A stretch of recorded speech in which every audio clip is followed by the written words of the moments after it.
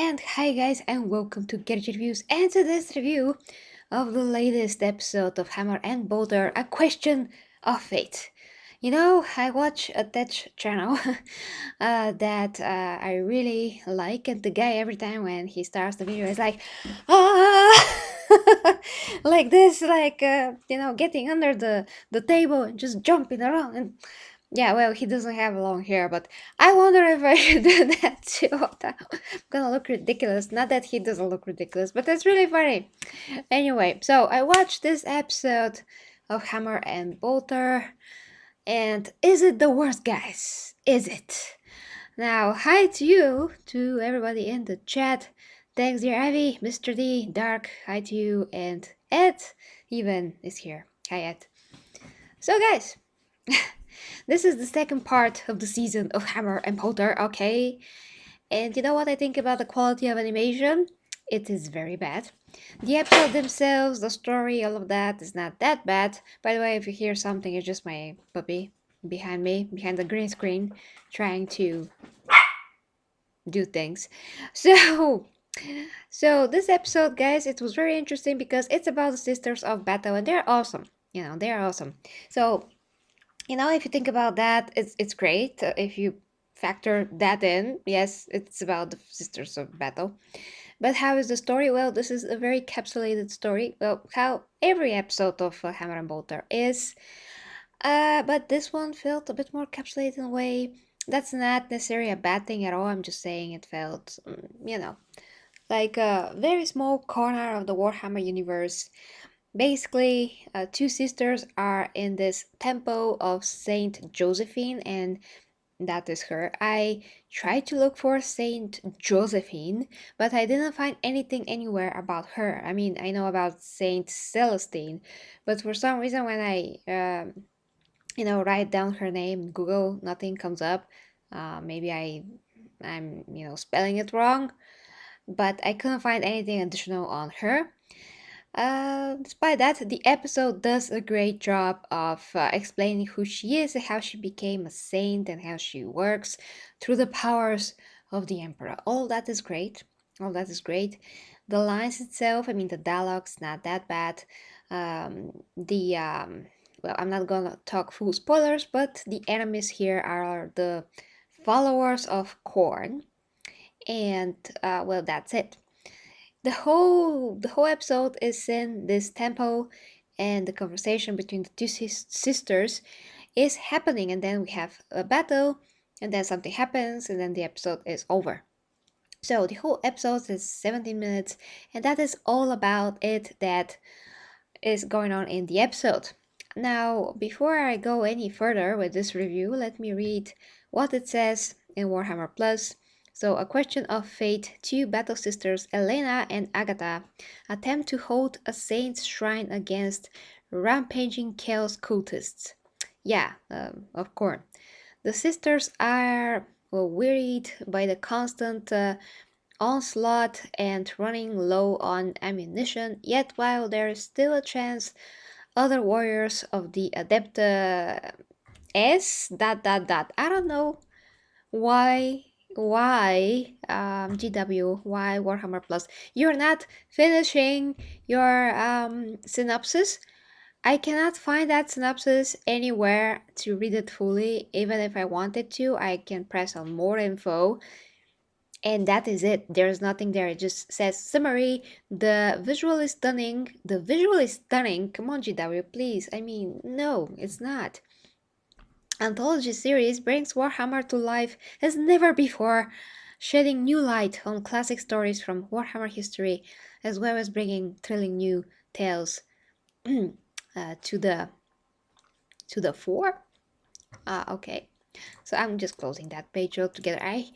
There's just no information there, only what I read to you. So once again, have not found anything about Saint Josephine. If you can let me know if I can find something about her, that's gonna be awesome. But I was like, okay, who is she? Why I cannot find any information?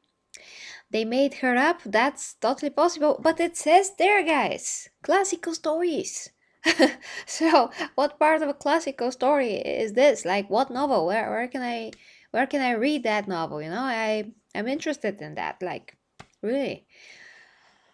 Okay, so if you tell me she's made up, I will totally believe that. Ah, Copperwood Custodes gene seed? You are compatible with the Custody gene seed, well, that's great. I'm gonna need a Custody, you know, in my Astartes Astartes army for sure. Sir D. I'm gonna call you Sir D, yes. From White Dwarf. Okay, not sure. White Dwarf is Warhammer Fantasy, unless you're referring to something else. Okay, guys, back to the review because I'm just gonna forget my thoughts on it. So, as a capsulated small story, this was fine, and I enjoyed what happened. I mean, by what happened, I mean the story of one of the sister to the other, how they interacted, and then what happened. I don't want to spoil that. That was great because you see firsthand how the sisters function, how they work, how much they are devoted to the emperor, how much they believe. A Question of Fate, that's a very good title that does showcase, well, not showcase is not the right word, does totally, yeah, represents what is happening into the episode. Then you see the might of the sisters, that they're fighting viciously and with no compromise. They just fight and they're amazing at it. I mean, that is implied. It's not really shown, guys. So that brings me to the quality of the animation yet again. Because from all other, yes, episodes of Hammer and Bolter, this one is the worst in terms of quality of animation. I never seen anything like this. So Hammer and Bolter is basically a motion comic book. And there's nothing wrong with the motion comic books, but they're showcasing this as an animation. And for the most part, is a motion comic book. For the most part. I've watched all the 12 issues of Watchmen in a motion comic book, done way. And between that and this, there's not that much of a difference, guys, because mostly you see slideshow. That is it. It's a slideshow with effects here and there. Their lips are moving, when they speak, but besides that, there's not much head movement, body movement, whatever movement. And whenever you see a slice and dice action, you see the end product of that. Basically, when basically when one of the sisters, let's say Agatha, just swings her sword, and you see just the swing already done, and already the followers of Korn are sliced in two, three, or whatever. Then you see just a head, that's just a picture of a head. Then you just see a head, uh, how it is sliced, but well, sometimes you see the head separating, but for the most part, like two shots of head and then head separated. You don't see anything else in between that, and then just prolonged shot of the head slightly moving to the side.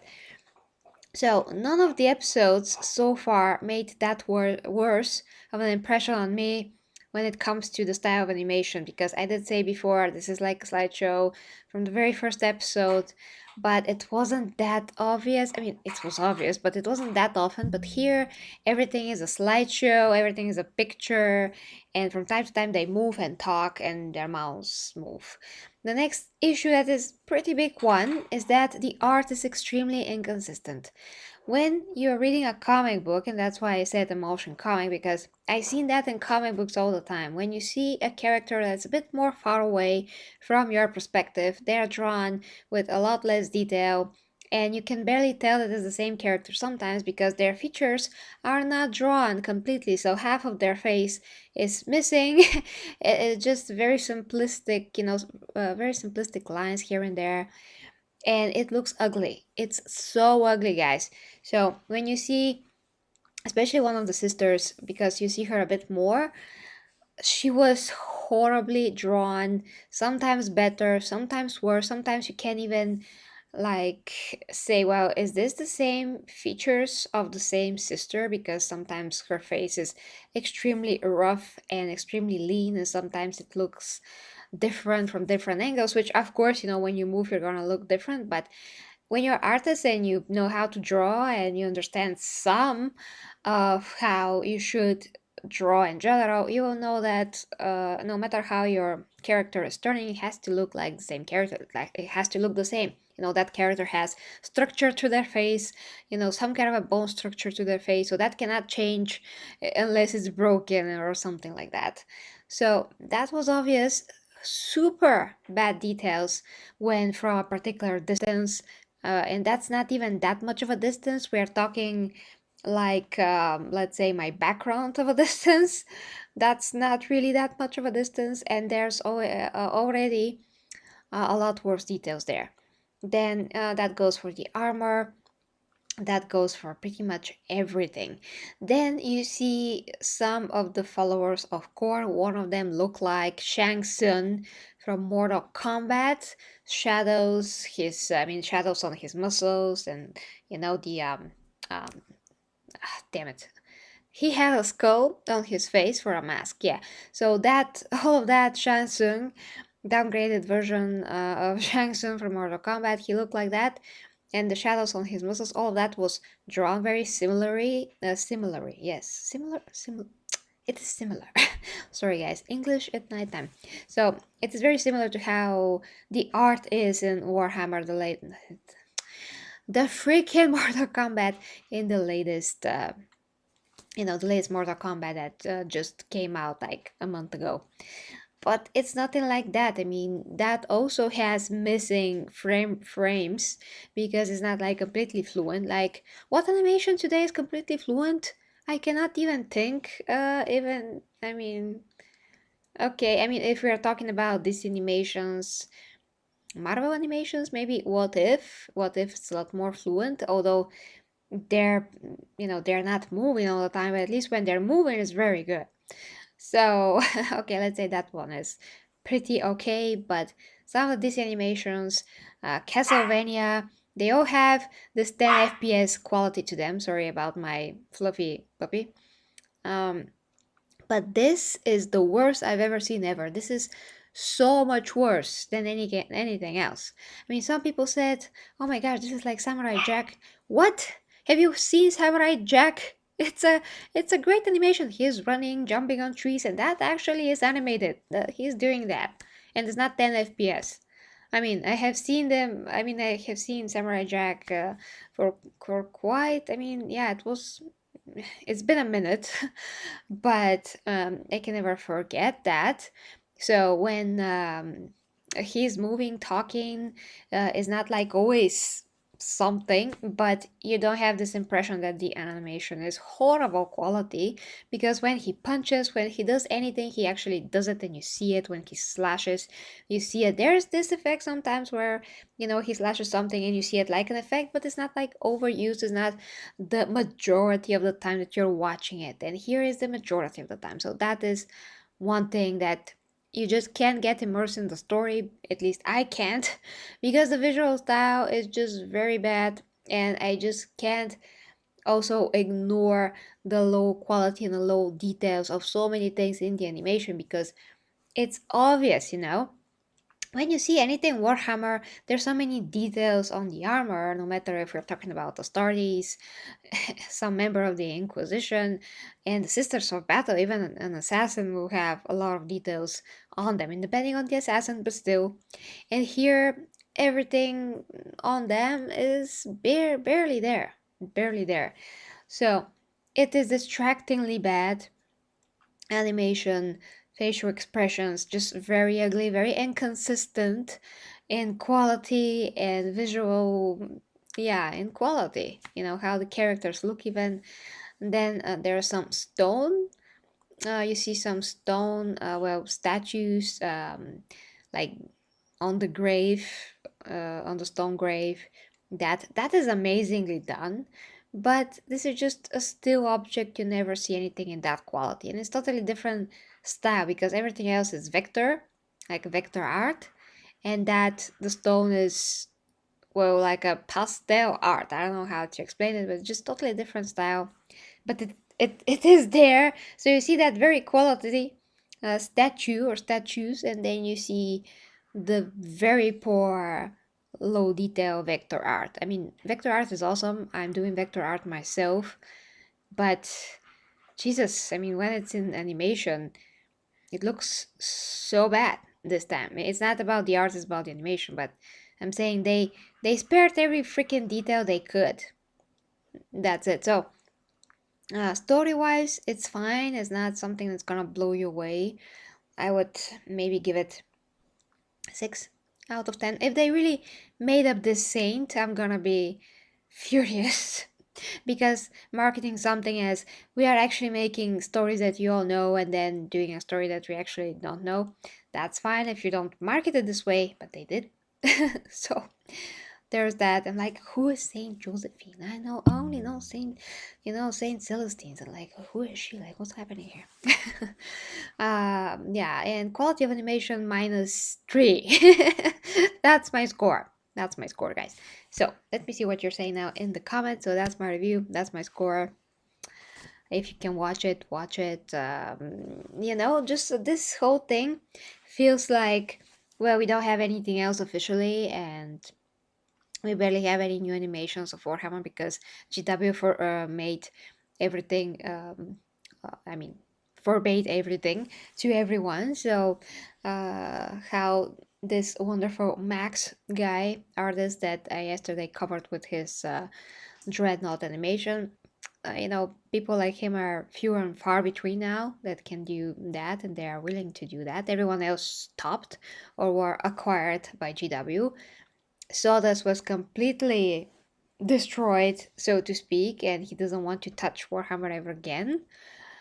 Uh, so this feels like we are watching the only thing that we could watch, and GW are like, we're going to give you the bare minimum of what we can do, and you're gonna like it. And it's not gonna be that good, but you're gonna like it because it's Warhammer, so you have to be absolutely aesthetic. Over the moon about it. This is just how this feels. Okay, let's check in your comments. Well, DRL, hi to you. So that's interesting, okay. Even the thumbnail tides aren't matching too well. Well, I'm not sure what you mean actually this time.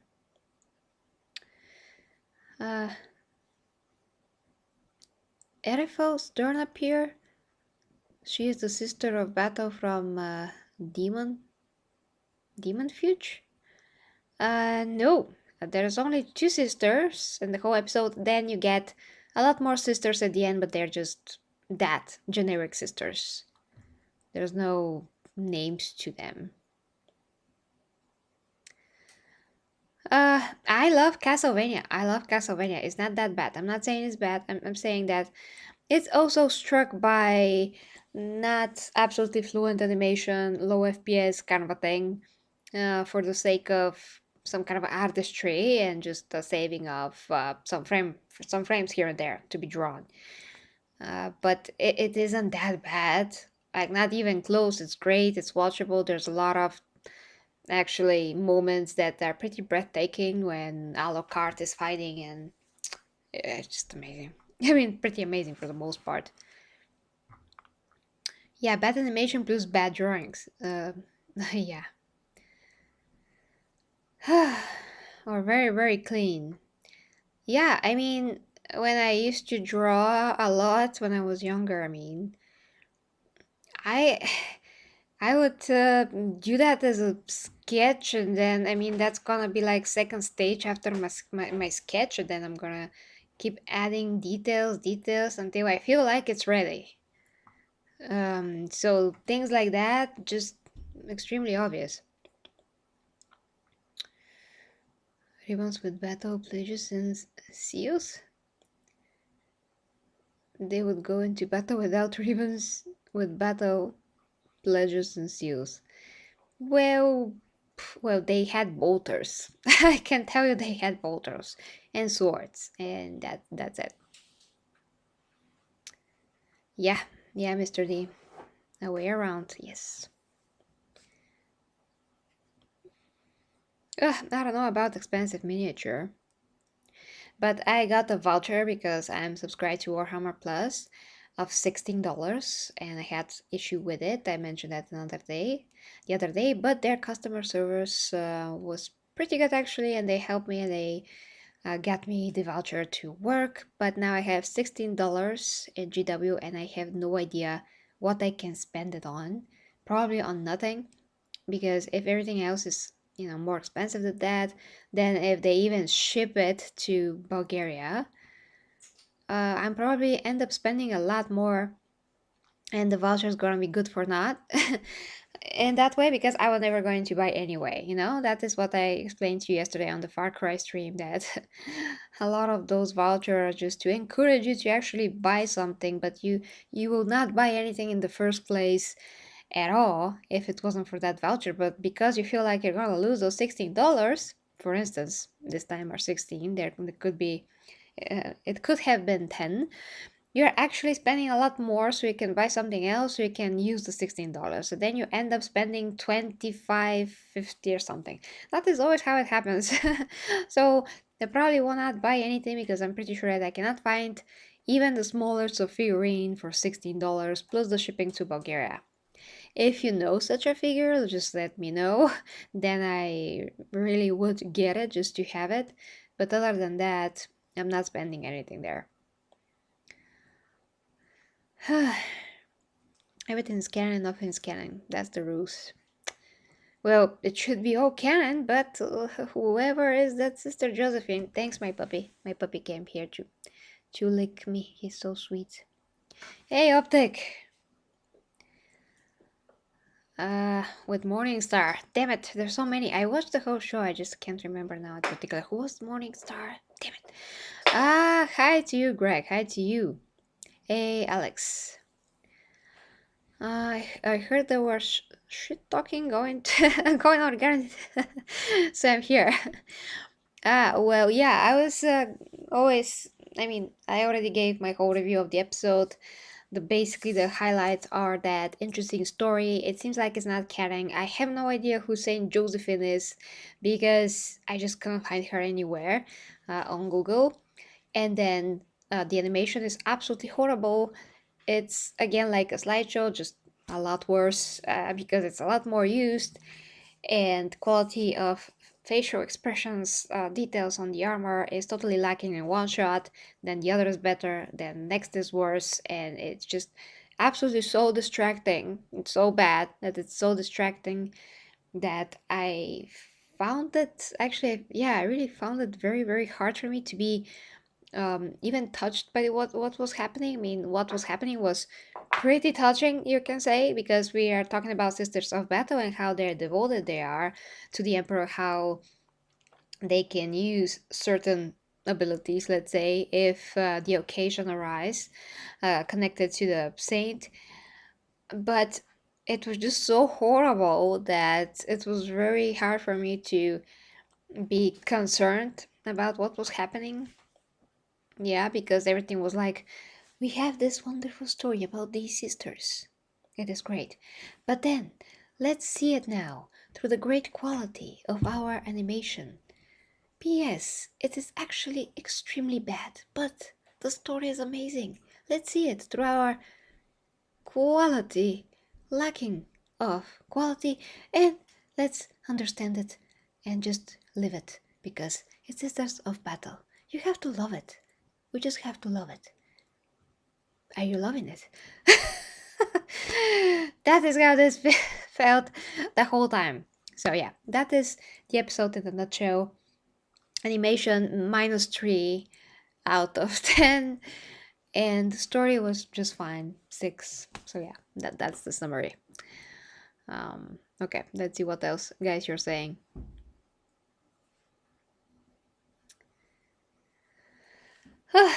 uh, well, there's nothing to bench. Well, now it is, but in general, it's just very poor inside. Unless you want to watch videos about painting figurines that are already on YouTube, some of them, and better tutorials provided by fans as well. And even the commentary show that I also, talked to you about the previous week was laughable. I mean, anyone can do a better talk show about Blood Angels. I mean, Angels of Death. Anyone, and give a lot more information about the story, the Blood Angels. Where is the story actually coming from? Is it a part of a bigger story, like the devastation of Baal, for instance? Like nobody mentions any of this. They're just like space marines and the angels, and they're shooting stuff, and it's just so cool, and yeah. And I'm like, we can see that. Thank you. Explain something, like something. Explain about the lore. How the story came to be, and the writers were there, but they didn't say anything really. Like one voice actor was there, and he was great and all, but nothing of real substance was said. Nothing that two grandmas, um, you know, in the park talking about their shoes wouldn't say. I mean, anyone that actually does not know anything about Warhammer could comment on some cool visuals here and there, and the Space Marines. I mean, some soldiers in huge armor, how they shoot things, and look at the amazing ships. They're like huge cathedrals, and a grandma could have spotted this and comment on it. So I feel it's absolutely like that is zero content, especially content that could be a lot more competent, coming from people that actually work there. But it's not. It's just not. Okay, going back to your comments, guys. Sorry, I went on a rant about that, but yeah, I did an Angels of Death review, and GW manually claimed it. Although it was protected by fair use, next time they do this, I'm challenging the claim. You can even do that now. I don't know why did they do that? Did you use a lot of footage, because that's an issue. I see how that's gonna be an issue.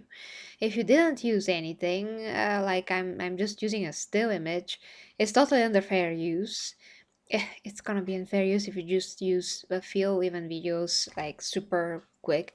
It should be fair use, so they don't have a leg to stand on. You should totally do something about that. Just in a matter of principle. Uh, Blood of Angels, who is a Death Watch veteran, telling his squad mates in front of a chaplain that he feels fear. Thank you. Yeah, that's. Yeah. Oh, how to Durzot? No, I have not said I expect anything. I'm just commenting on what it is. I'm just telling you like it is. There's a lot of nostalgia that they're counting on, and the fact that they claimed everything else, or their monopoly on Warhammer animation now. So it's like you're counting on, to watch something that's Warhammer, and we are it. We are showing you this because we are the source, so we must be the best at it. That's how this feels. Those two shows, but there's lack of quality in both of them in certain ways. I do love Ages of Death for the most part. Didn't really like the first episode. Then, well, you can watch my reviews if you like. I comment on everything of substance from these episodes. So there's interesting things there, and things of quality there. Is not like totally not quality, but there's certainly a lot to be desired in the future and in general in these animations. Now, both of those two animations, mind you, they are created long before they acquired the other animators, and they have been in the works for maybe year. Actually, year is absurd. At least 2 years before anything of this apocalypse happened.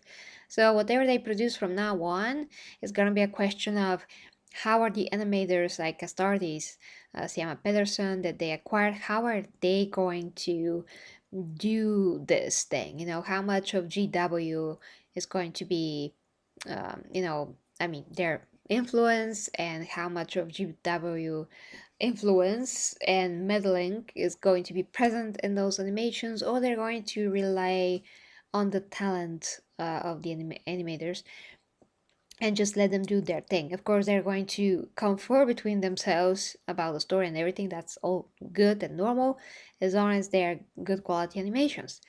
But we have no idea what the heck's happening behind the scenes, so I can only like speculate and hope that's gonna be good. But definitely Warhammer Plus in its first year, it's not a good service. It's just poor. It's just poor on content, and I can't even believe that they put trailers in there, like the trailers that are on YouTube. The cinematic trailers are there. Is that content? I'm gonna put my own trailers from my OnlyFans that are I'm gonna put that OnlyFans list with my trailers for the videos, and I'm just gonna put that on OnlyFans so it like mimics content there. No. It's so ridiculous. Yeah. And that is why I joke that I have over 100 videos that are unique in terms of information, content, and everything else there, and that I'm just one person that produced that. Yeah. Anyway, guys. Anyway, so I'm gonna finish your comments, and I'm gonna wrap this up because I actually want to do another Warhammer related video right after this. So let's see what you're saying.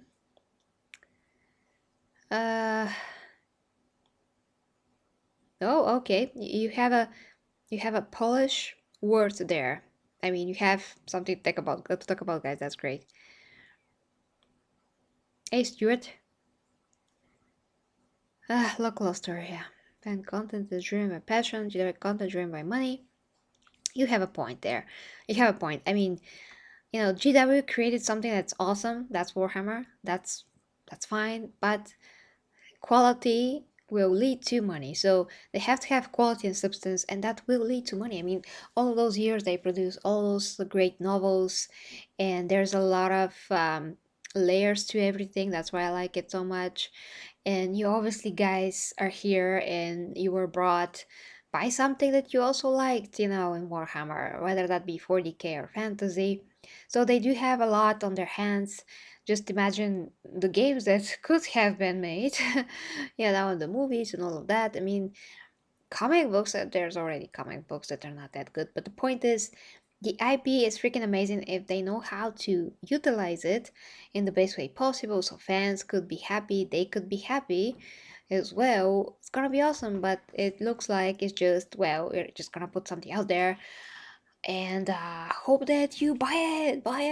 Like, it's generic kind of a approach to this. So we definitely don't want the IP to be handled this way because it diminishes what it could be. It's bad for them and it's bad for the fans. So I don't know who wins here. They would have,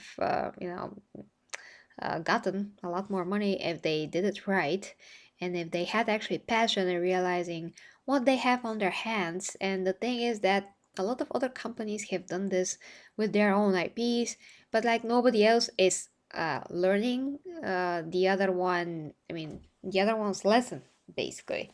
Like no one, which is really ridiculous. Trailer for Total Warhammer? Where? I mean, is it new?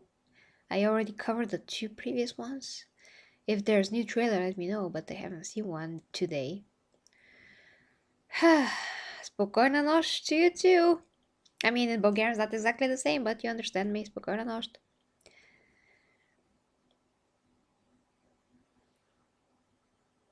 Yeah, shot themselves in the foot, and we'll see where that leads them.